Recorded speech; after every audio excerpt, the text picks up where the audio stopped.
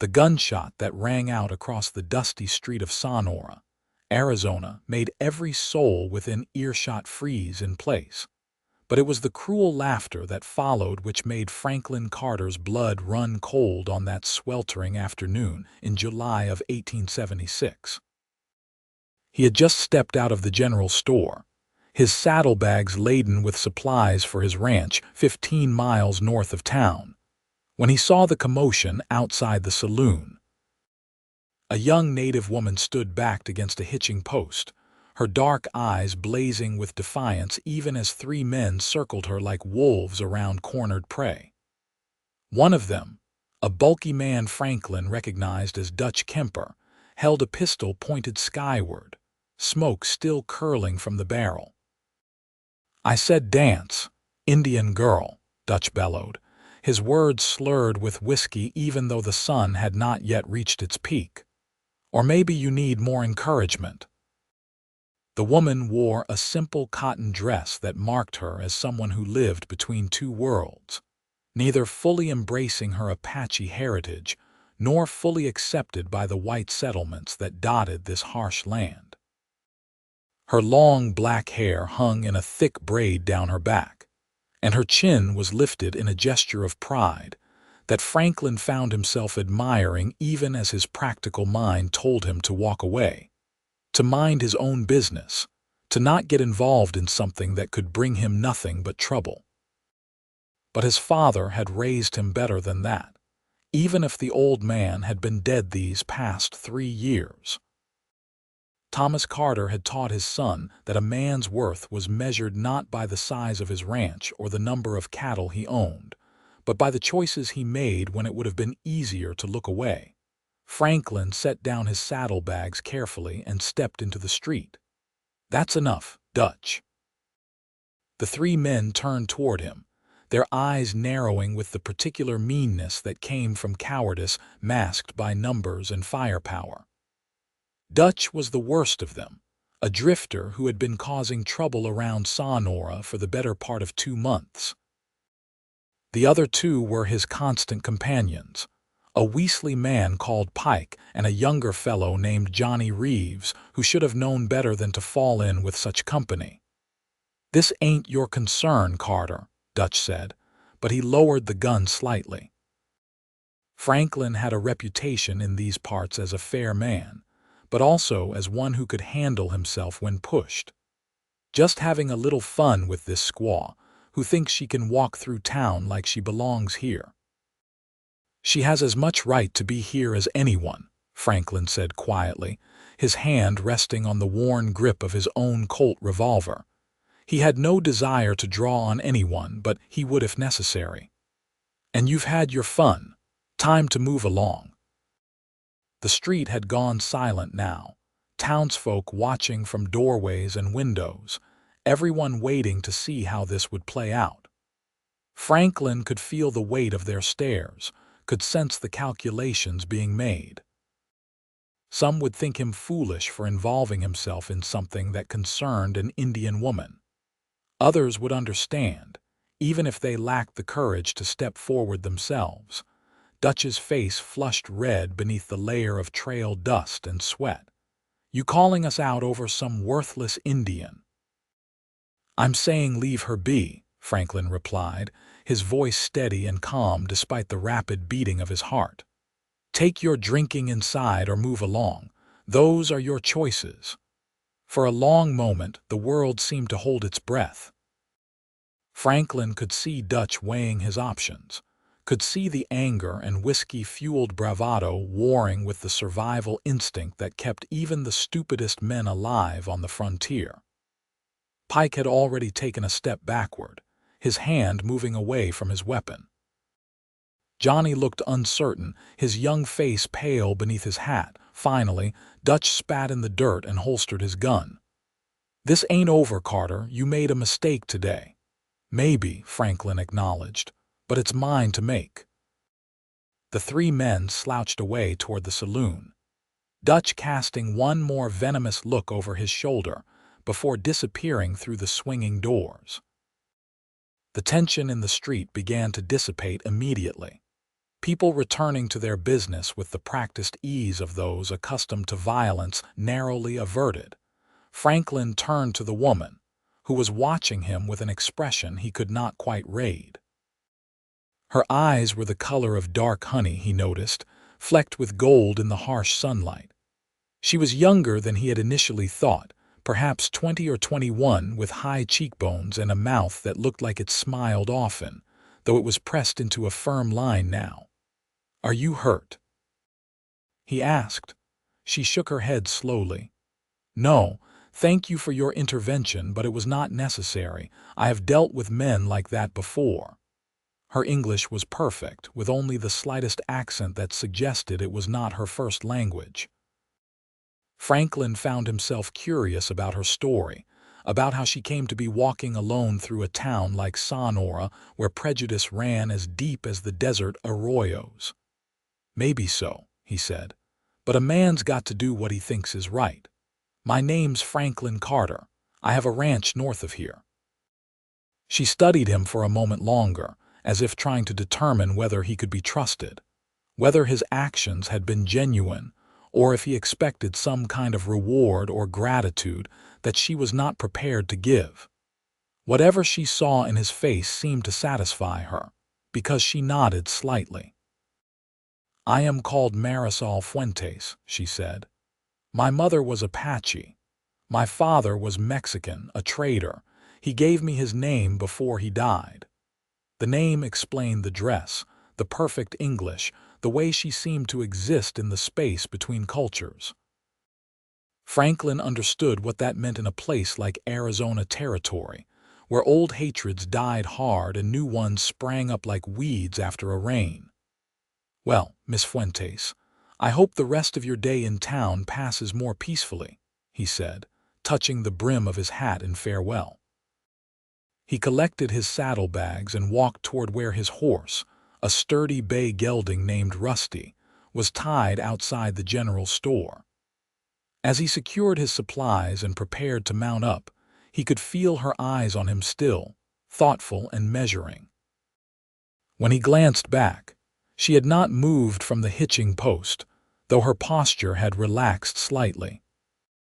Franklin swung into the saddle and guided Rusty toward the edge of town, eager to be back on his own land where things made sense, where the work was hard but honest, and he did not have to navigate the complicated tensions that seemed to define town life. His ranch was modest but profitable, 300 acres of decent grazing land with a creek that ran year-round, and a small but sturdy house that he had helped his father build when he was just 16 years old. The ride took him through country that never failed to stir something in his chest, even after 28 years of living in this harsh and beautiful land. The desert stretched out in all directions, painted in shades of brown and gold and rust red, dotted with saguaro cacti that stood like sentinels and ocotillo that blazed with orange flowers despite the summer heat. Mountains rose in the distance, purple and hazy through the afternoon shimmer. He thought about Marisol Fuentes as he rode, wondered what her life was like, caught between two worlds that both claimed her and rejected her in equal measure. He thought about the look in her eyes when she had thanked him, proud and wary and something else he could not quite name. Then he forced his thoughts toward more practical matters, toward the fence that needed mending in the south pasture and the well that had been acting temperamental lately. By the time he reached his ranch, as the sun was beginning its descent toward the western horizon, he had almost succeeded in putting the morning's events out of his mind entirely. He unsaddled Rusty and brushed him down, fed the chickens and checked on his small herd of cattle grazing in the near pasture. He ate a simple supper of beans and cornbread, read for a while by lamplight from a book of poetry his mother had loved, and went to bed with the window open to catch the cool night breeze. He slept deeply, dreamlessly, and woke at dawn as he always did, his body attuned to the rhythms of ranch life. He went through his morning routine with the automatic efficiency of long practice, making coffee strong enough to strip paint, frying eggs and salt pork, stepping out onto his porch to watch the sun paint the sky in shades of pink and gold. That was when he saw her. She was riding up the long drive to his house on a paint mare, sitting straight-backed in the saddle with her braids swinging behind her.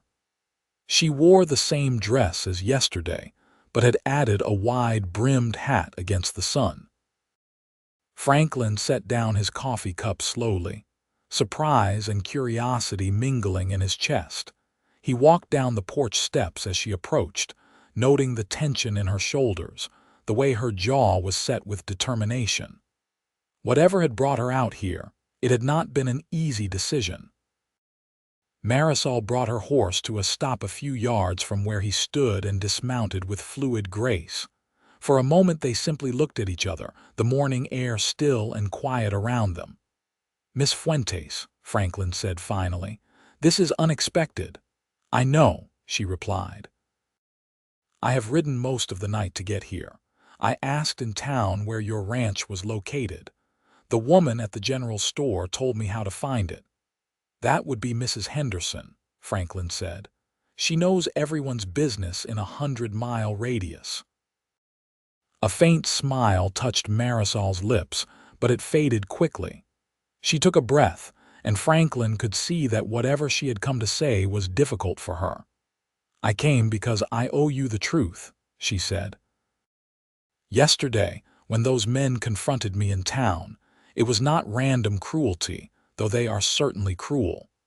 They were there because of me, because of who I am, but also because of what I carry." Franklin waited, sensing that interrupting her now would only make this harder. His mind was already racing through possibilities, none of them particularly good. 3 weeks ago, I was living with my mother's people, the Apache, in a small camp in the Dragoon Mountains, Marisol continued. A group of white men came to our camp in the night. They were looking for something, or so they claimed. They tore through everything we had, threatening people, hurting anyone who tried to stop them.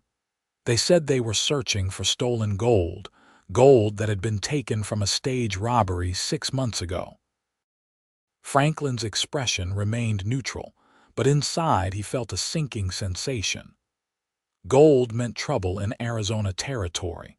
It brought out the worst in men, made them do things they might never otherwise consider. "One of the men they hurt was my mother's brother, my uncle," Marisol said, and now he could hear the tight control in her voice, the anger and grief she was holding back.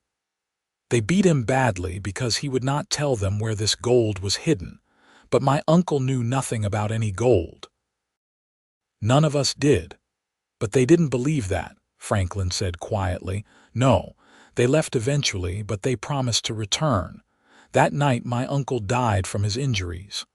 Her voice wavered slightly on the word died, but she pressed on. "Before he passed, he told me something. He said that years ago, when my father was still alive and trading between the Apache and the Mexican settlements, my father had been given something for safekeeping. A pouch of gold coins.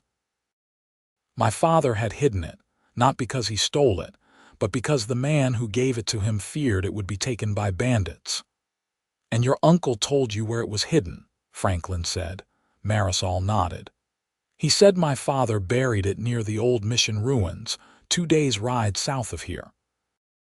He drew me a map with his last breaths and made me promise to find it and use it to help our people, to buy medicine and supplies, things we desperately need." "Did you find it?" "Yes," she said simply. 3 days after my uncle died, I went to the ruins and dug exactly where the map indicated. The gold was there, wrapped in oiled cloth and sealed in a metal box. 40 double eagle gold pieces, $800. Franklin let out a low whistle. That was serious money, enough to cause real trouble. Enough to kill for, certainly, which explained why Dutch and his companions had been hassling her in town. "They know you have it," he said. "Or they suspect. They have been following me, Marisol confirmed. I left my mother's camp to draw them away from my people.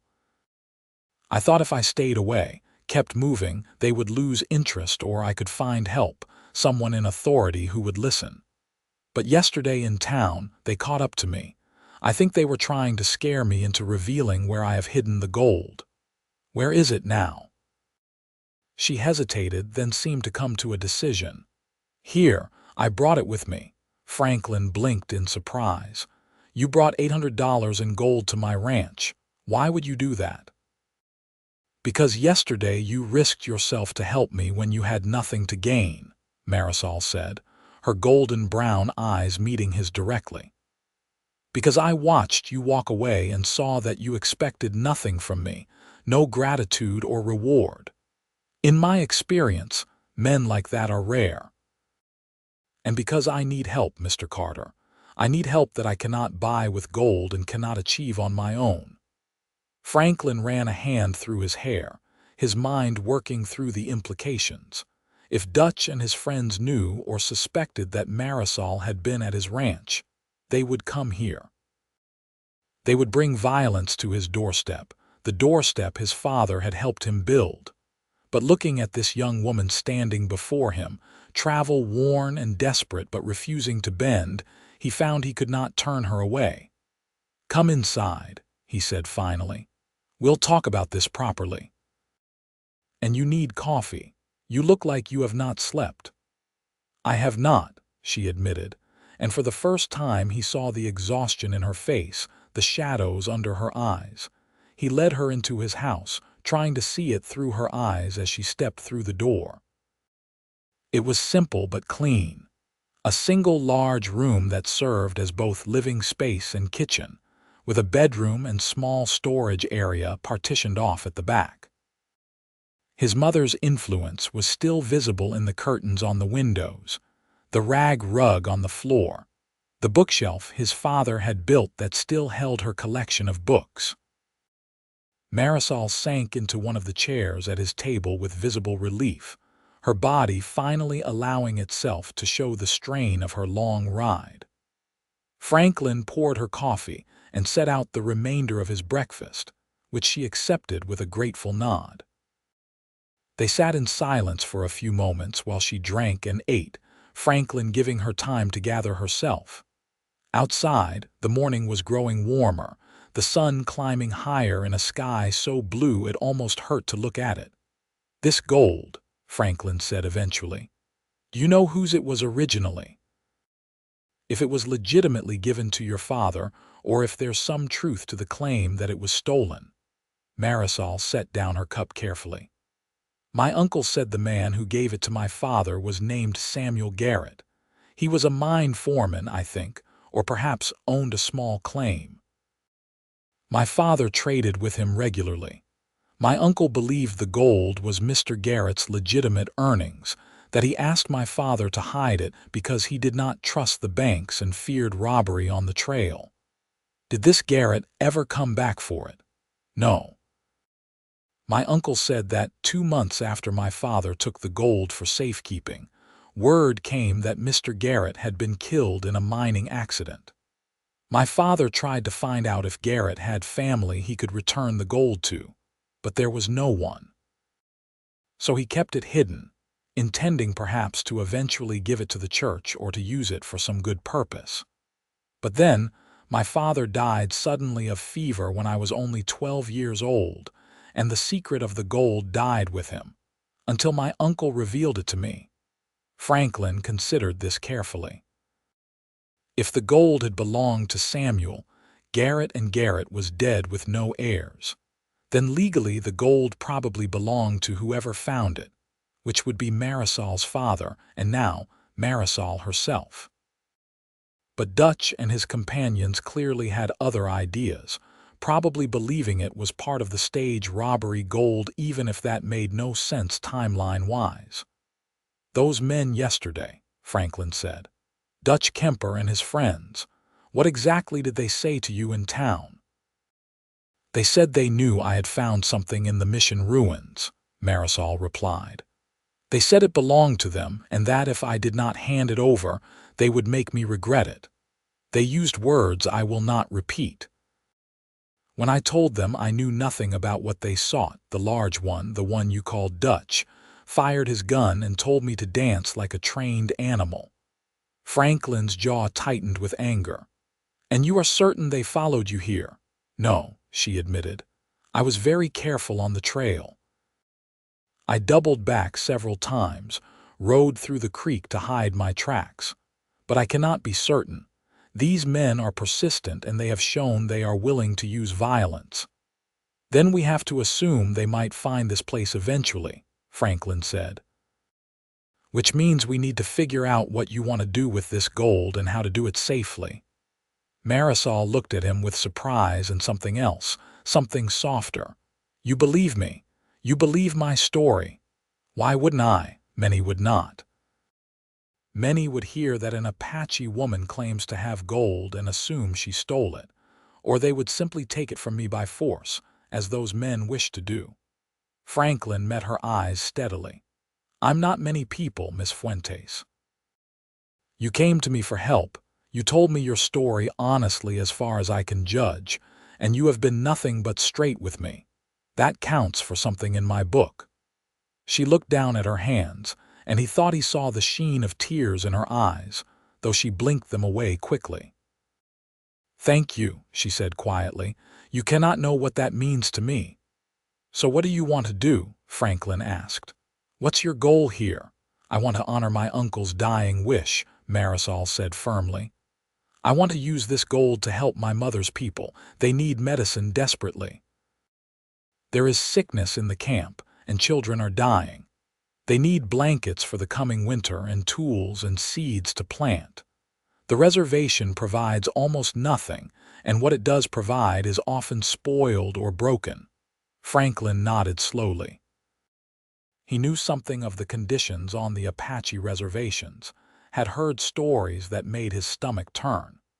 The government's treatment of the native peoples was a stain on the nation's conscience, though few seemed willing to acknowledge it. "That's a worthy goal," he said. "But $800, while significant, will not go far split among many people. And if you try to spend it in large amounts in town, people will ask questions. Word will spread." "I know," Marisol said. "That is part of why I came to you. I thought perhaps you might know a way to convert the gold into supplies without drawing attention, or perhaps you know someone trustworthy who could help." Franklin thought about this, turning the problem over in his mind. Mrs. Henderson at the general store was trustworthy, but she was also the town's chief gossip. The bank would certainly ask questions about a young Apache woman depositing a large sum of gold.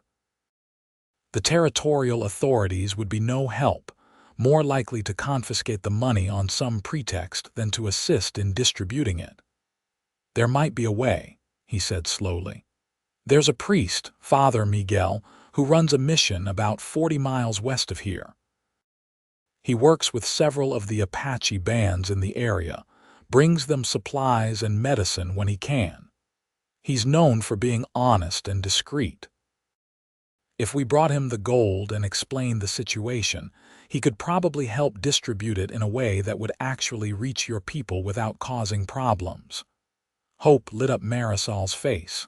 "You know this priest. You trust him." "I do. My mother knew him when she was alive. He performed her funeral service when she passed 10 years ago. He's a good man."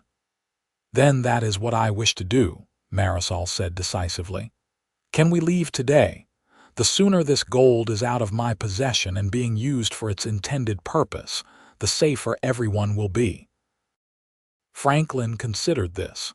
He had work that needed doing around the ranch, fences to mend and livestock to tend. But looking at Marisol's earnest face, at the determination mixed with exhaustion there, he found himself nodding. "We can leave this afternoon," he said. "That will give you time to rest a bit and me time to secure things here. It's a hard day's ride to the mission. We'll have to camp overnight and arrive tomorrow morning." Relief washed over her features. "Thank you, Mr. Carter. I do not know how I will ever repay this kindness." "Call me Franklin," he said, "and you don't need to repay anything. This is the right thing to do." She smiled then, a real smile that transformed her entire face, and Franklin felt something shift in his chest, something he was not quite ready to examine too closely. He stood quickly and began clearing the breakfast dishes, needing to move to keep his hands busy. "There's a spare room in the back where you can rest for a few hours," he said. "It's not much, just a cot and some storage, but you will be undisturbed. I will take care of the morning chores and then prepare for the journey." Marisol rose as well, swaying slightly with exhaustion now that she had finally allowed herself to stop. Franklin resisted the urge to steady her, sensing that she would not appreciate the implication that she needed help. "I will rest," she agreed, "but only for a short while. I wish to leave as soon as possible." He showed her to the small storage room, which did indeed contain a cot along with various supplies and equipment. It was clean and dry if sparse. Marisol sank onto the cot with obvious relief.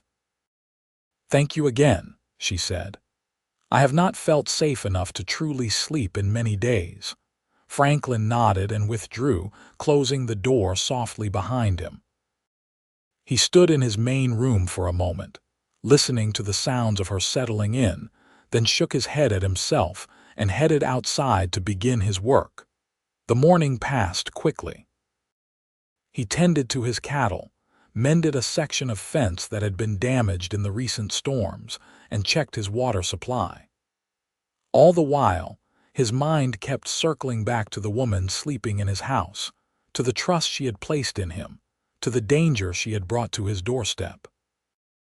Dutch Kemper was bad news. Franklin had heard stories about him in town, tales of violence and intimidation from his time drifting through other territories. If Dutch and his friends decided to come to the ranch looking for Marisol and her gold, things could turn ugly fast. Franklin was a decent hand with a gun, but he was no gunfighter. He made his living from the land, not from violence. Still, he would do what needed to be done. His father had taught him that, and his mother had reinforced it with her quiet strength and unshakable moral compass. Some things were worth standing up for, even if it meant taking risks. Around noon, he returned to the house to prepare food for the journey and pack supplies. He worked quietly, not wanting to disturb Marisol's rest, but within a few minutes she emerged from the back room, looking more rested though still worn. "I tried to sleep longer, but my mind will not settle," she said. "May I help you prepare?" "Of course," Franklin replied, and they worked together in companionable silence, packing dried beef, beans, coffee, and cornmeal into saddlebags. Marisol moved around his kitchen with easy competence, and he found himself aware of her presence in a way that was both comfortable and slightly unsettling. "You live here alone?" she asked as they worked. "Yes. My father died 3 years ago. My mother passed when I was 18. There were no other children. That must be lonely sometimes," Franklin shrugged. "I stay busy. The ranch keeps me occupied, and I go into town regularly enough to stay connected with people." "But it is not the same as having family," Marisol said quietly. "I understand that feeling. My father died when I was young, as I mentioned. My mother remarried within the Apache band to a warrior named Gray Wolf. He is a good man, but he is not my father, and now I have left them to protect them, so I am alone as well." "You are doing this for them," Franklin said. "That's not the same as being alone. They are still with you in here." He touched his chest over his heart. She looked at him with those golden brown eyes, and he saw understanding there and recognition.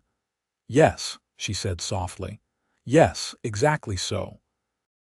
They finished packing in silence, but it was a different quality of silence now, warmer somehow. Franklin found himself hyper-aware of the small space they shared, of the occasional brush of her arm against his as they moved around the kitchen, of the way the afternoon light coming through the window caught in her dark hair. He mentally shook himself. This was not the time for such thoughts. They had a dangerous journey ahead of them, and a woman in need of help. That was all this was, all it could be. By early afternoon they were ready to depart. Franklin saddled both horses and secured the supplies, including the metal box containing the gold coins which Marisol had retrieved from her saddlebags. He tried not to think too hard about the fact that he was now transporting a small fortune across dangerous country. They set out under a blazing sun, heading west toward the mission. The terrain was rough, all desert scrub and rocky arroyos with mountains rising in the distance. They rode in silence for the first hour, both of them scanning the horizon for any sign of pursuit.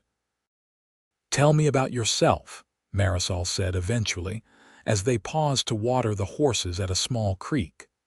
"I have told you my story, but I know little of yours beyond that you own a ranch and help strangers in town." Franklin smiled slightly at that characterization. "There's not much to tell. I was born in Kansas, but my parents moved out here when I was young. My father wanted land of his own, wanted to build something. My mother was not sure at first about leaving civilization, but she came to love this country. They built the ranch together, and when I was old enough, I helped them build it bigger. And you never wanted to do anything else, go anywhere else."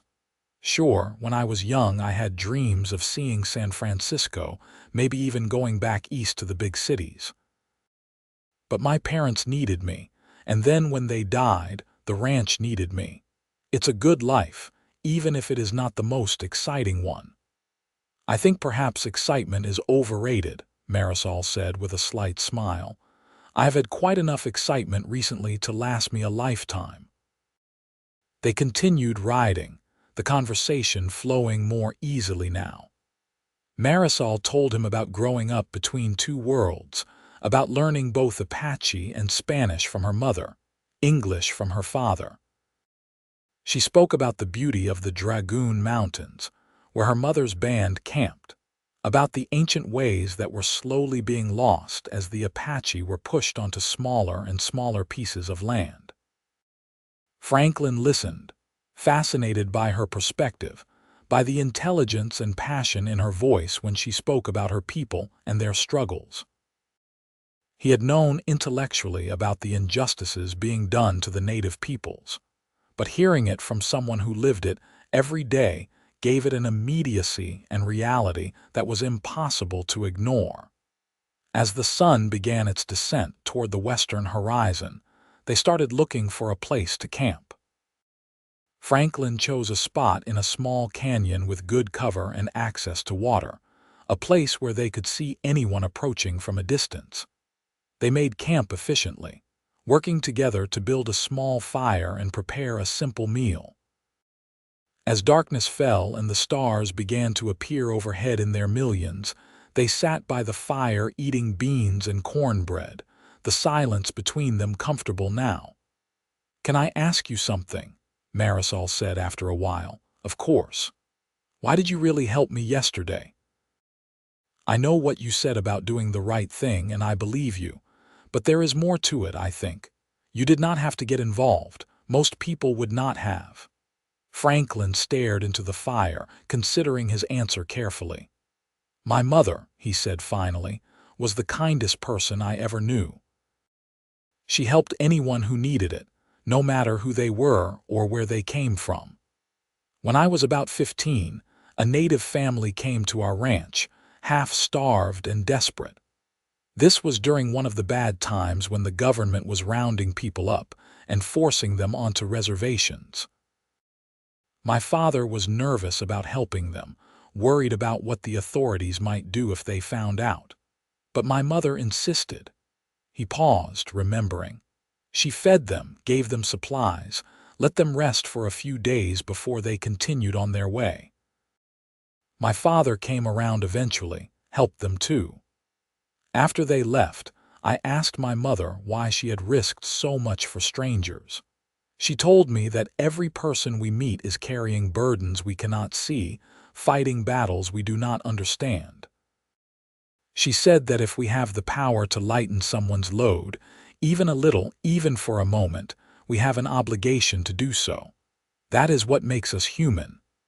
Marisol was quiet for a long moment. Your mother sounds like she was a remarkable woman. She was, Franklin agreed, his voice rough with old grief. I try to live by what she taught me, even though I do not always succeed. I think you succeed more than you realize, Marisol said softly. Their eyes met across the fire, and Franklin felt that shift in his chest again, stronger this time. There was something between them, something growing in the spaces of their conversation and shared danger. He did not know what to do with it, was not sure it could go anywhere even if he wanted it to. She was Apache, or half Apache, in a world that barely tolerated such unions. He was a white rancher trying to make a living in harsh country. The complications were endless. But looking at her face in the firelight, at the strength and vulnerability there in equal measure, he found he did not care about the complications. Not right now, in this moment. We should get some rest, he said, his voice coming out rougher than he intended. We have another long ride tomorrow. Marisol nodded and rose, moving to the bedroll he had laid out for her on the opposite side of the fire. Franklin settled into his own blankets, his rifle close at hand, and tried to quiet his racing thoughts. He must have eventually succeeded, because he woke sometime deep in the night to the sound of horses. He was on his feet instantly, rifle in hand, scanning the darkness beyond their small camp. Beside him, Marisol sat up, her own knife appearing in her hand with practiced ease. There, she whispered, pointing to the ridge above them. Franklin saw them then, 3 riders silhouetted against the star-filled sky. Too far away to identify, but there was no mistaking their interest in the camp below. They sat there for a long moment, watching, and Franklin felt the hair rise on the back of his neck. Then, as suddenly as they had appeared, the riders turned and vanished over the ridge. Dutch and his friends, Franklin asked quietly, perhaps, or perhaps just other travelers. But I do not think we should take chances. Agreed. Pack up. We ride now. They broke camp quickly and efficiently, dousing the fire and loading their supplies by starlight. Within minutes, they were mounted and moving west again, leaving the canyon behind. Franklin set a hard pace, wanting to put as much distance as possible between them and whoever those riders had been. They rode through the remainder of the night, not stopping until the eastern sky began to lighten with the approach of dawn. By then they were both exhausted, the horses blowing hard from the sustained effort. Franklin called a halt in a small grove of cottonwood trees near a creek, a place with decent cover where they could rest for a few hours. "You think they are following us?" Marisol asked as they dismounted. "I don't know," Franklin admitted. "Could have been anyone, could have been Dutch, or it could have been nothing, just travelers who saw our fire and were curious." "But you do not believe that?" "No," he said honestly. "I think we should assume the worst and be pleasantly surprised if we are wrong." They took turns resting, one keeping watch while the other dozed fitfully for a few hours. As the sun climbed higher, they remounted and continued westward. The mission should be only a few hours' ride now if Franklin's reckoning was correct. The morning was hot and still, the air heavy with the promise of summer storms. Dark clouds were building on the horizon, and Franklin hoped they would reach the mission before the weather broke. Being caught in a desert thunderstorm was no joke, and they had enough problems without adding dangerous weather to the mix. They topped a rise around mid-morning, and there it was below them, the mission. It was a humble structure, adobe walls weathered by sun and wind, a simple wooden cross rising above the entrance. A few other buildings clustered around it, storage sheds and what looked like living quarters. Smoke rose from a chimney, suggesting someone was home. "Father Miguel," Franklin said, relief evident in his voice. "We made it." They rode down into the small valley, approaching the mission slowly. As they drew near, the door of the main building opened and a man emerged, shading his eyes against the sun. He was older, perhaps 60, with gray hair and a weathered face that broke into a smile as he recognized Franklin. "Franklin Carter," Father Miguel called out in Spanish-accented English. "It has been too long, my son. What brings you to my humble mission?" Franklin dismounted and clasped the priest's offered hand. "Father Miguel, it's good to see you. I apologize for the unexpected visit, but we have a situation that requires your help and discretion." The priest's eyes moved to Marisol, who had also dismounted and stood watching him with wary hope. His expression softened with understanding and compassion. "Come inside," he said simply. "You both look exhausted. We will talk over food and coffee." Inside, the mission was cool and dim, a blessed relief from the heat outside. Father Miguel bustled about, setting out simple fare and pouring strong coffee. He listened intently as Franklin and Marisol told their story, interrupting only occasionally to ask clarifying questions. When they finished, he sat back in his chair and steepled his fingers thoughtfully. "This is a difficult situation," he said, "but I believe I can help. I know the Apache band you speak of, Marisol. I have visited them several times. They are good people facing terrible hardships." "Then you will help us distribute the gold?" Marisol asked, hope clear in her voice. "I will do more than that," Father Miguel said. "I will take the gold and convert it to supplies over time, purchasing goods in different towns to avoid suspicion. I will personally ensure that these supplies reach your people. It will take several months to do it properly and discreetly, but it can be done." Marisol's eyes filled with tears. "Thank you, Father. You cannot know what this means." "I think I can," the priest said gently. He turned to Franklin. "You have done a good thing here, my son. Your mother would be proud." Franklin felt his own throat tighten with emotion. "I hope so." They spent the rest of the day at the mission, resting and talking with Father Miguel. The priest shared news from across the territory, stories of other families and bands struggling to survive in an increasingly hostile world. But he also spoke of hope, of small victories and acts of kindness that kept the flame of humanity burning even in the darkest times. As evening approached and the threatened storm still had not materialized, Franklin and Marisol prepared to depart. The gold was safely in Father Miguel's possession now, and the priest had given them his solemn word that it would be used exactly as Marisol intended. "Where will you go now?" Father Miguel asked as they stood by their horses. Franklin and Marisol looked at each other. It was a good question, one they had not discussed. The immediate danger might be past, but Dutch and his friends were still out there somewhere, still likely looking for Marisol and the gold. "Back to my ranch," Franklin said decisively. "It's the only place I can offer that's relatively safe, and we need to figure out what to do about Dutch and his companions." Marisol started to protest, but Franklin held up a hand. "You said yourself that you left your mother's people to draw the danger away from them.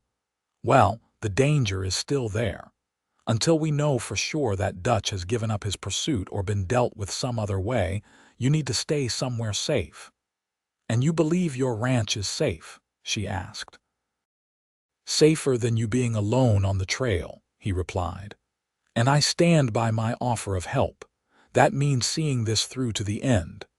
Father Miguel nodded approvingly. "Franklin is right, child. You should accept his protection until this matter is resolved." Marisol looked between them, then sighed. "Very well, but I do not wish to bring more danger to your home, Franklin. Then we will be careful and watchful, he said. Come on, let us try to make it back before dark. They said their farewells to Father Miguel and set out on the long ride back to the ranch. The journey was uneventful. No mysterious riders appearing on ridges, no sense of being followed. By the time they reached Franklin's land, as the last light was fading from the sky, both of them were cautiously optimistic that perhaps Dutch had lost their trail. That optimism lasted until they topped the final rise and saw the ranch house below. The front door stood open, hanging askew on its hinges. Even from a distance, Franklin could see that the inside had been ransacked. Furniture was overturned and visible through the windows. His barn door was also open, his chickens scattered across the yard. No, Franklin breathed, anger and dismay flooding through him. No, damn it. They rode down quickly, and as they drew closer, the extent of the damage became clear. Dutch and his friends had been here, had torn through Franklin's home looking for the gold they were certain Marisol had brought here. They had destroyed everything they could not steal, smashed his mother's dishes, torn up his father's books, even killed several of his chickens in what seemed like pure spite. Franklin dismounted and walked through the wreckage of his home, his hands clenched into fists at his sides. Everything his parents had built, everything they had left him, had been violated by these cruel and greedy men. Marisol came to stand beside him, her face pale with guilt. "I am so sorry," she said. "This is my fault. I should never have come here." "No," Franklin said sharply. "This is not your fault. This is the fault of men who think they can take what they want through violence and intimidation. You did nothing wrong." "But your home can be repaired," Franklin interrupted. "Things can be replaced. You cannot be. If you had been here alone when they came, what do you think they would have done to you?" Marisol did not answer, but her expression told him she understood. Dutch and his companions would have hurt her badly, possibly killed her when they did not find the gold. "We should not stay here tonight," Marisol said quietly. "If they are still in the area, they may return." Franklin wanted to argue, wanted to stand his ground on his own land and dare Dutch to come back, but pragmatism won out over pride. "You are right. We will camp somewhere on the property, somewhere with good cover and visibility. Tomorrow we will figure out what to do next." They found a spot up in the rocks overlooking the ranch, a place where they could see the house and anyone approaching it, but where they would be hidden from view themselves. They made a cold camp, not risking a fire that might give away their position, and settled in to watch and wait. "I truly am sorry," Marisol said again as they sat in the darkness. "I have brought you nothing but trouble." Franklin reached out and took her hand without thinking, then was surprised when she did not pull away. "You brought me purpose," he said. "For 3 years I have been going through the motions, working the ranch because it was there, because it was what my parents built. But I had no real direction, no goal beyond just existing. You reminded me that there are things worth standing up for, worth fighting for. I should be thanking you." "That is a generous interpretation," she said, but he could hear the smile in her voice. They sat in comfortable silence for a while, still holding hands in the darkness. Franklin was acutely aware of her presence beside him, of the warmth of her palm against his, of the way she seemed to fit naturally into the space next to him. "Franklin," she said eventually, her voice soft and uncertain in a way he had not heard before, "I need to tell you something." "All right. When I came to your ranch yesterday morning with my confession about the gold, I told you the truth about why I came, but I did not tell you the whole truth."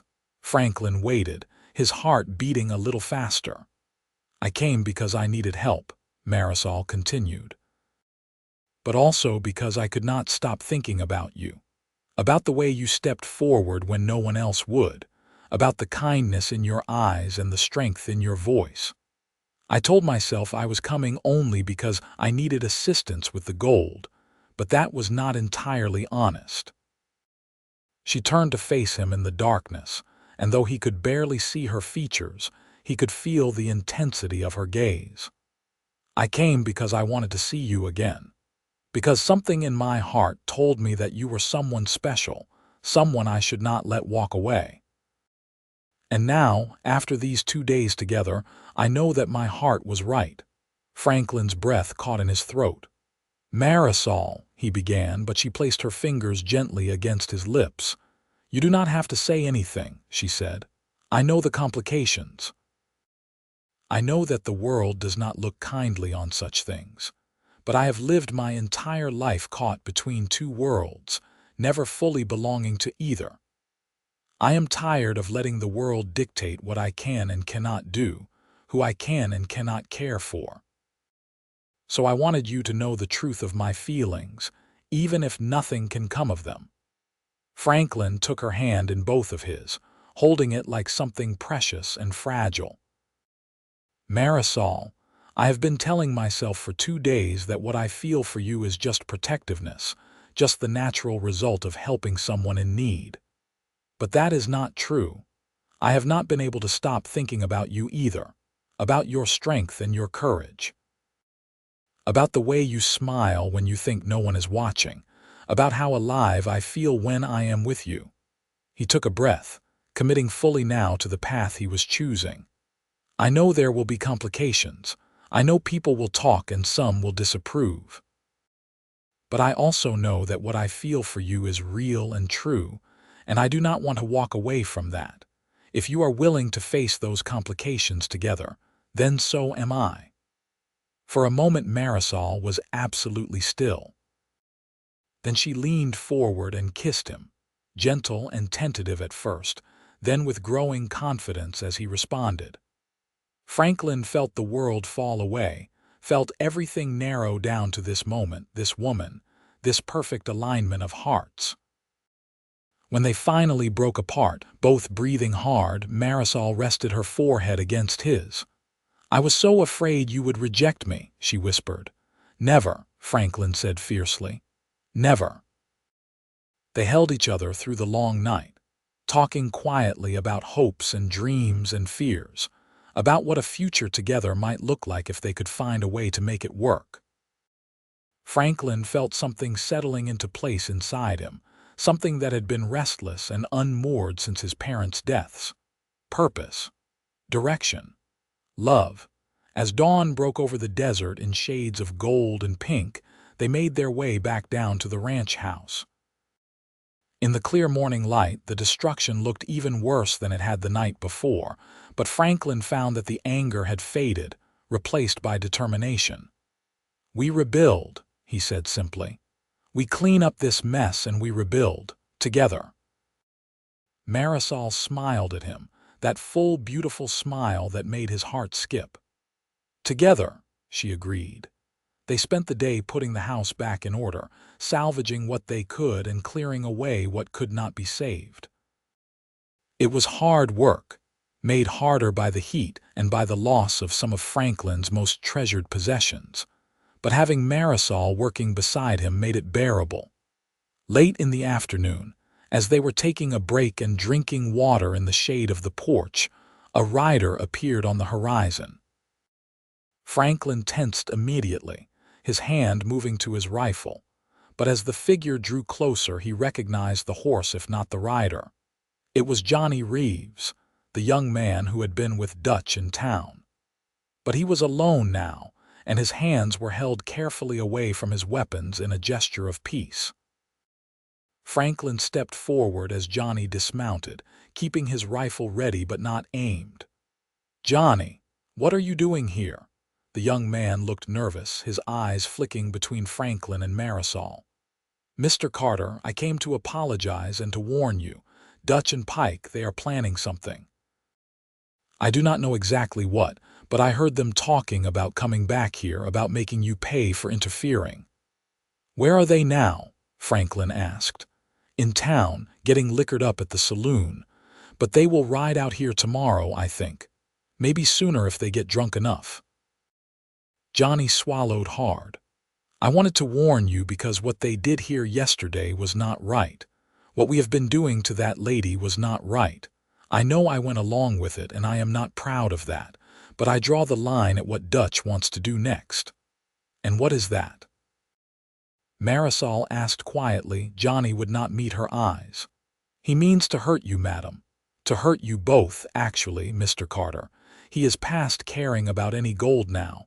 He just wants revenge for being stood up to. Franklin absorbed this information, his mind already working through options. Why are you telling us this, Johnny? Why not just ride away and let it happen? Because I am not that person, Johnny said, and now he did look up, meeting Franklin's gaze directly. I got mixed up with Dutch because I was young and stupid and thought riding with a hard man would make me hard too. But all it has made me is ashamed. My mother raised me better than this. There was a long silence. Then Franklin lowered his rifle and nodded. All right, I believe you. Thank you for the warning. There is more, Johnny said. Dutch and Pike, they are not just mean, they are dangerous. Dutch killed a man over in New Mexico territory last year, shot him in the back over a card game dispute. And Pike is wanted in Texas for assault. They are not going to give up easy. Then we will have to be ready, Franklin said grimly. After Johnny left, promising to stay clear of Dutch and Pike from now on, Franklin and Marisol sat down to plan. It was clear that confrontation was coming whether they wanted it or not. Dutch had made this personal, and men like that did not back down until they were forced to. We could go to the sheriff in Sonora, Marisol suggested. Franklin shook his head. Sheriff Dawson is old and lazy. He would probably tell us to work it out ourselves, maybe even side with Dutch given the situation with the gold. No, we are on our own with this. Then what do? We prepare, Franklin said. We fortify the house as best we can, make sure we have ammunition and weapons ready, and when they come, we make it clear that we are not easy prey. They spent the rest of that day and all of the next preparing for the confrontation they knew was coming. Franklin moved supplies into the house, made sure the windows could be barricaded if necessary, and positioned weapons at strategic points. Marisol proved herself handy with both rifle and pistol, and Franklin was grateful for her steady presence. The attack came on the second night, as Franklin had predicted it would. Dutch and Pike rode up to the ranch house around midnight, making no attempt at stealth. They fired shots into the air and shouted threats, demanding that Franklin come out and face them like a man. Franklin remained inside with Marisol, watching from the darkened windows. They want to draw us out, he said quietly. We stay inside where we have the advantage. Come out, Carter, Dutch bellowed from the yard. You and that Indian woman, time to settle accounts. Go home, Dutch, Franklin called back. This does not have to end badly. Too late for that, Pike shouted. You made a fool of Dutch in town. Nobody does that. More shots rang out, this time aimed at the house. Franklin heard glass breaking and felt a bullet thud into the wall near his head. Beside him, Marisol returned fire, her shot precise and controlled. Pike yelped and dove for cover behind a water trough. The standoff continued for tense minutes, shots exchanged back and forth, neither side gaining clear advantage. Franklin was grimly aware that they could not sustain this indefinitely. Eventually, Dutch and Pike might try to burn them out, or simply wait until ammunition ran low. Then, unexpectedly, Franklin heard more horses approaching from the east. His heart sank, thinking that Dutch had brought reinforcements. But as the new arrivals came into view, he realized they were not friends of Dutch. It was Sheriff Dawson, along with 3 deputies, and somewhat surprisingly, Father Miguel. They rode into the yard with authority, and the shooting stopped immediately. What in blazes is going on here? the sheriff demanded, his voice carrying clearly in the sudden silence. "These men attacked my property," Franklin called out. "They have been harassing Miss Fuentes, and they ransacked my home 2 days ago." "That is a lie," Dutch shouted. "Carter is hiding stolen gold, and we are just trying to recover it." "That is interesting," Father Miguel said, his voice calm but carrying undeniable authority. "Because the gold you speak of is currently in my possession, freely given to me by Miss Fuentes to distribute among the poor. It was never stolen. It belonged to her late father, who received it legitimately from a miner named Samuel Garrett many years ago." The priest moved his horse forward, positioning himself between the two factions. "I have documentation of all this. I took the time to investigate the provenance of the gold after Franklin and Marisol left my mission. Samuel Garrett did indeed exist. He did have dealings with Marisol's father, and the gold was legitimately his earnings. There is no crime here, except the one being committed by you two." Sheriff Dawson looked between Dutch and Pike with disgust. "Is that true? You have been chasing this young woman and harassing Franklin Carter over gold that was never stolen." Dutch's face was twisted with rage, but even he could see that the situation had turned against him. "We had information, you had greed and meanness," the sheriff interrupted. "That is all you ever had. Dutch Kemper, Pike Anderson, I am placing you both under arrest for assault, destruction of property, and disturbing the peace." The deputies moved forward, and Dutch made one last desperate move, his hand darting for his gun. But he was too slow and too drunk. Franklin saw the motion and fired, not to kill but to disarm. His bullet struck Dutch's hand, sending the pistol flying and Dutch to his knees with a howl of pain. Pike surrendered immediately, his hands reaching for the sky. As the deputies secured both men, Father Miguel rode up to the house. "I hope you do not mind my interference," he said to Franklin and Marisol. "But after you left, I realized that Dutch might still cause trouble. So I did some investigation, and then rode to town to speak with the sheriff. It took some convincing, but once I showed him the documentation, he agreed to accompany me here." "Father, I could kiss you," Franklin said with profound relief. The priest laughed. "I will settle for your continued friendship, and perhaps a donation to the mission when you can afford it." The sheriff and his deputies took Dutch and Pike away, both men glaring hatred at Franklin and Marisol as they were led off in chains. Sheriff Dawson tipped his hat apologetically. "Sorry I did not act sooner, Carter. Should have known better than to take Dutch's word for anything. You and Miss Fuentes have my word that those two will face justice." After everyone had left and quiet had returned to the ranch, Franklin and Marisol stood together on the porch, watching the sun rise over the desert. The danger was past. The gold was safe with Father Miguel. Dutch and Pike were in custody. "Is it truly over?" Marisol asked quietly. "I think so," Franklin said, putting his arm around her shoulders. "We will have to testify at their trial, but yes, I think the worst is behind us." She leaned into him, and they stood like that for a long moment, simply being together. "What happens now?" she asked eventually. Franklin thought about this, about the question underlying her question. "I suppose that depends on what you want. Your mother's people will get the help they need thanks to Father Miguel. You have honored your uncle's dying wish. You are free to go back to them if you choose." "And if I do not choose that?" Marisol asked, turning to look up at him. "If I choose something else," Franklin's heart was beating fast again. "Then I would ask you to stay here, with me. As my wife, if you will have me. I know it is sudden. I know we have only known each other a few days. But I have never been more certain of anything in my life." Marisol was quiet for so long that Franklin began to fear he had overstepped, had assumed too much. But then she smiled, that radiant smile that made everything worthwhile. "Yes," she said simply. "Yes, I will stay. I will marry you." Franklin pulled her into a kiss that promised everything, all the days and years stretching ahead of them, all the challenges they would face and overcome together. They were married a month later in Father Miguel's mission, with the priest officiating and a small gathering of Franklin's friends and some members of Marisol's mother's band in attendance.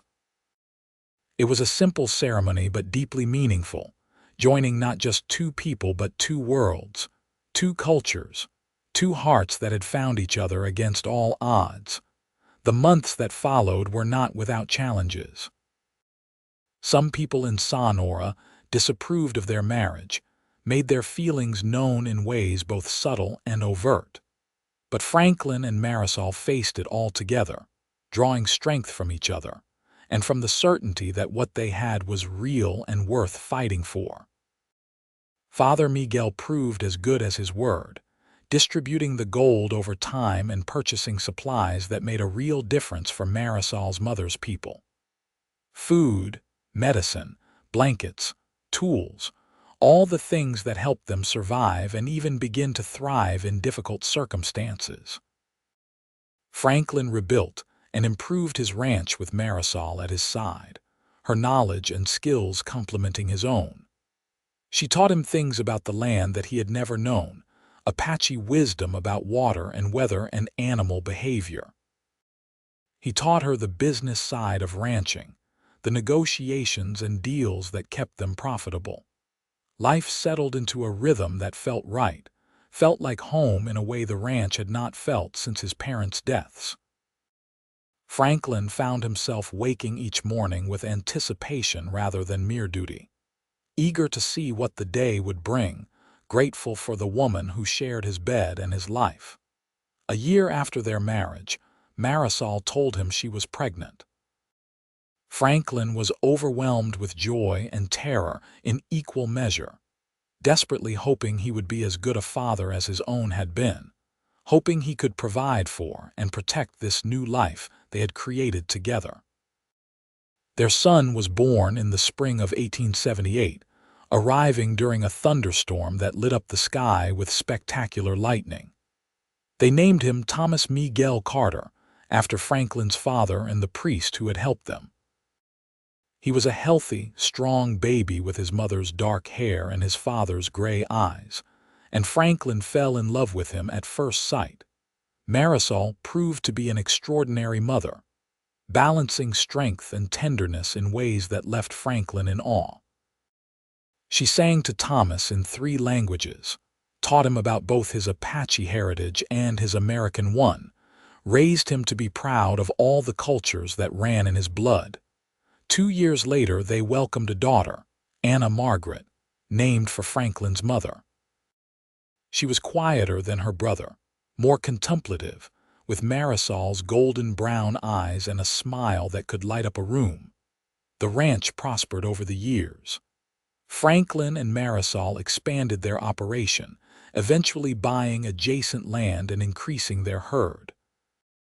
They became known throughout the territory, not just for the quality of their cattle, but for their fairness in dealing with others, their willingness to help neighbors in need, their bridge building between different communities.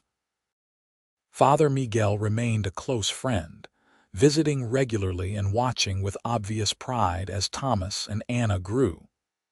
He said often that their family was a testament to what could be possible when people chose love over fear, connection over division. Marisol maintained strong ties with her mother's band, visiting regularly and ensuring that Thomas and Anna knew their Apache family. Franklin came to know and respect Gray Wolf, Marisol's stepfather, and the other members of the band. He used his position as a respected white rancher to advocate for better treatment of the Apache people, speaking up at town meetings and writing letters to territorial authorities.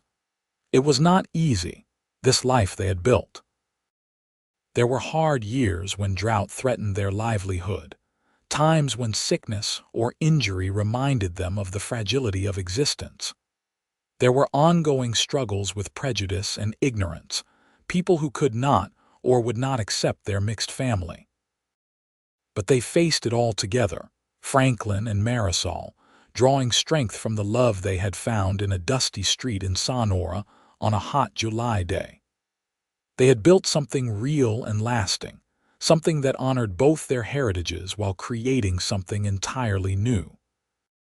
20 years after that first meeting, Franklin stood on his porch watching the sunset paint the desert in shades of gold and crimson. Marisol came to stand beside him, her hand finding his with the automatic ease of long partnership. Their children were grown now, Thomas working the ranch alongside his father, Anna away at a school in California but coming home for visits when she could. "You ever regret it?" Marisol asked quietly. "The complications, the challenges, everything we have had to face because of who we are." Franklin pulled her close, breathing in the familiar scent of her hair. "Never," he said firmly. "Not for one single moment. You are the best thing that ever happened to me, Marisol Carter. You and our children and the life we have built together. I would not change a single day of it." She smiled against his chest. "Good, because neither would I." They stood there as the light faded and stars began to appear, two people who had found each other against all odds, who had chosen love and built a life on that foundation. Behind them, the ranch house glowed with lamplight and the promise of a warm meal. Ahead of them, the future stretched out with all its uncertainties and possibilities. But whatever came, they would face it together, just as they always had. And that, Franklin thought as he held his wife close, was more than enough. That was everything. Inside the house, the sound of Thomas singing while he worked drifted out through the open windows, a song his mother had taught him that blended Apache melody with Spanish words. It was the sound of their family, of the unique culture they had created, of love transcending boundaries and building bridges. Franklin thought of that hot day in Sonora when he had stepped forward to defend a stranger's honor, never imagining where that single choice would lead. He thought of Marisol riding to his ranch the next day with her confession about the gold and her courage in trusting him with her truth and her heart. Such small moments, such simple choices, and yet they had changed everything. They had led to this life, this love, this legacy that would continue long after both of them were gone. As night fell fully and they turned to go inside, Franklin silently thanked his parents for the values they had instilled in him, thanked Father Miguel for his wisdom and help, thanked whatever force in the universe had brought him and Marisol together on that fateful day. Most of all, he thanked Marisol herself for her strength and grace, for her willingness to take a chance on a simple rancher, for the love and partnership she had given him every day since. They entered their home together, closing the door on the desert night, ready for whatever tomorrow might bring, secure in the knowledge that they had each other, their family, and a love that had proven itself strong enough to weather any storm. Years continued to pass, bringing both joys and sorrows as years always do. Marisol's mother passed away peacefully in her sleep, and they mourned her with traditional Apache ceremonies that honored her life and spirit. Gray Wolf followed 2 years later, and Franklin stood beside Marisol as they said goodbye to the man who had been a father to her in all the ways that mattered. Franklin himself developed arthritis in his hands, the years of hard ranch work taking their inevitable toll. But Marisol was there to massage the aching joints, to take over tasks that became too difficult, to remind him that he was still strong where it truly counted, in his heart and mind and spirit. Thomas married a young woman from town, a doctor's daughter named Elizabeth, who fell in love with both the ranch and the man who would inherit it. They gave Franklin and Marisol 3 grandchildren who ran wild across the property, learning to ride almost before they could walk, absorbing the blended heritage of their family like water soaking into thirsty ground. Anna returned from California with a degree in education and a passion for teaching. She opened a school in Sonora that welcomed all children regardless of background, and Franklin and Marisol watched with pride as she fought to give young people the opportunities she had been fortunate enough to receive. On their 25th wedding anniversary, Franklin took Marisol back to Sonora, back to the spot where he had first defended her honor. The town had changed over the years, grown larger and slightly more tolerant, though prejudice had not disappeared entirely and probably never would. "Do you remember that day?" Franklin asked as they stood in the street that now seemed smaller than in his memory. "Every detail," Marisol said. "I remember thinking you were either very brave or very foolish to stand up to Dutch Kemper and his friends. I remember the way you looked at me like you saw me as a person, not just an Indian woman to be dismissed or pitied." "I saw strength," Franklin said. "I saw courage and dignity. I saw someone worth knowing." "And I saw kindness," Marisol replied. "I saw a man who lived by principles, even when it would have been easier to look away. I saw someone I wanted to know better, even though I told myself I was only coming to your ranch because of the gold." They laughed together, remembering how complicated it had all seemed at the time, how impossible. And yet here they stood a quarter-century later, their love not just surviving but thriving, growing deeper and richer with each passing year. Father Miguel, now in his 80s but still sharp and active, renewed their wedding vows in a small ceremony at the mission. "You two give me hope," he told them afterward. "In a world that often seems determined to divide people, you show that love and understanding can bridge any gap. Your family is living proof that we are more alike than different, that what unites us is stronger than what separates us." As they entered their later years together, Franklin and Marisol spent more time simply being together, enjoying the life they had built rather than constantly working to expand it.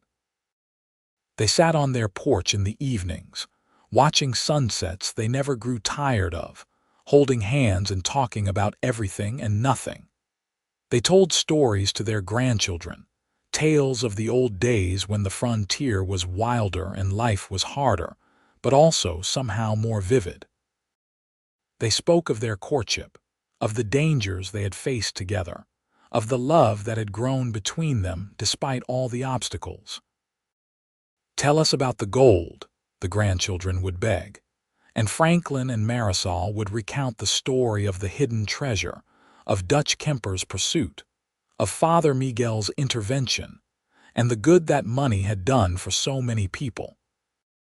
"The real treasure," Marisol would always add at the end, "was not the gold coins.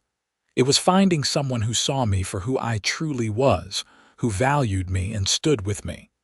That is worth more than all the gold in the world."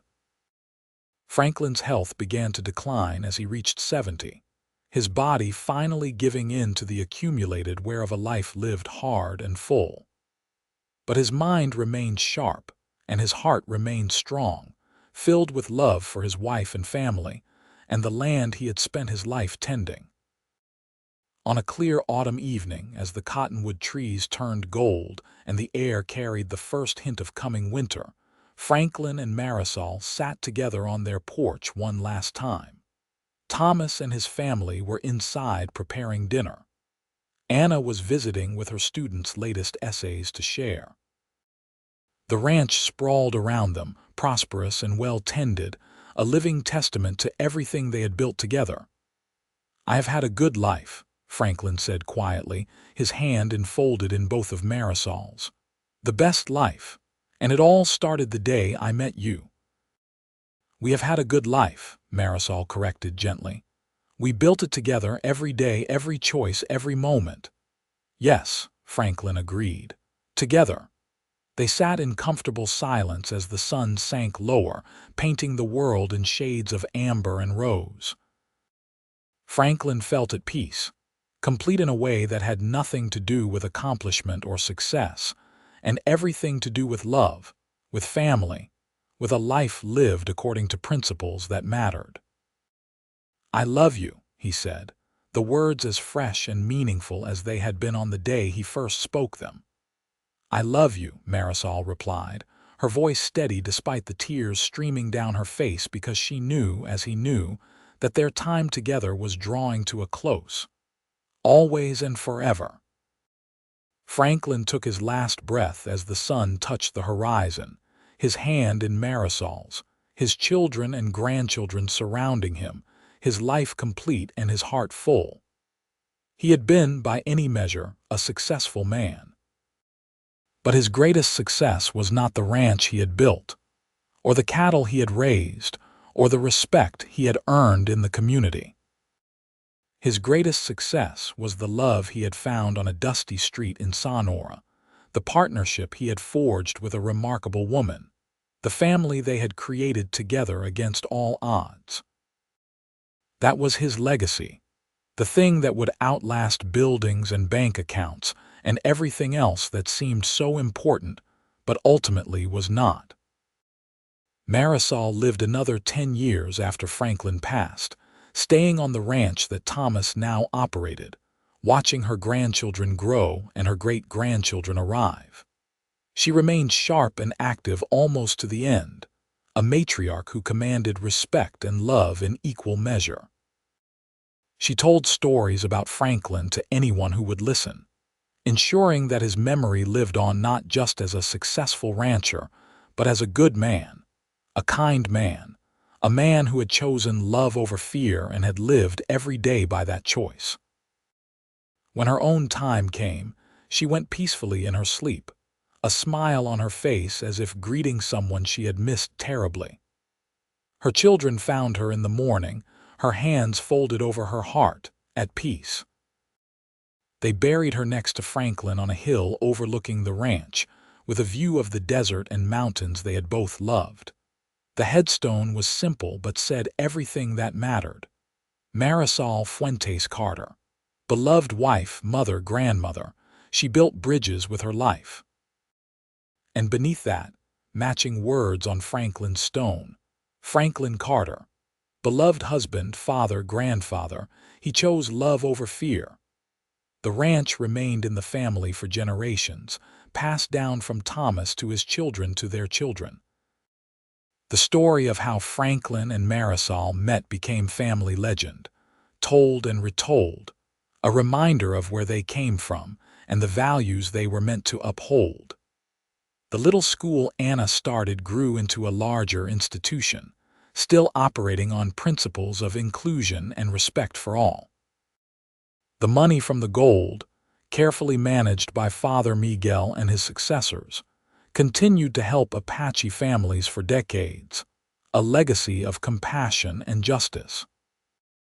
But perhaps the greatest legacy was simply the proof that love could transcend boundaries, that two people from different worlds could find each other and build something beautiful together, that courage and kindness mattered more than prejudice and fear.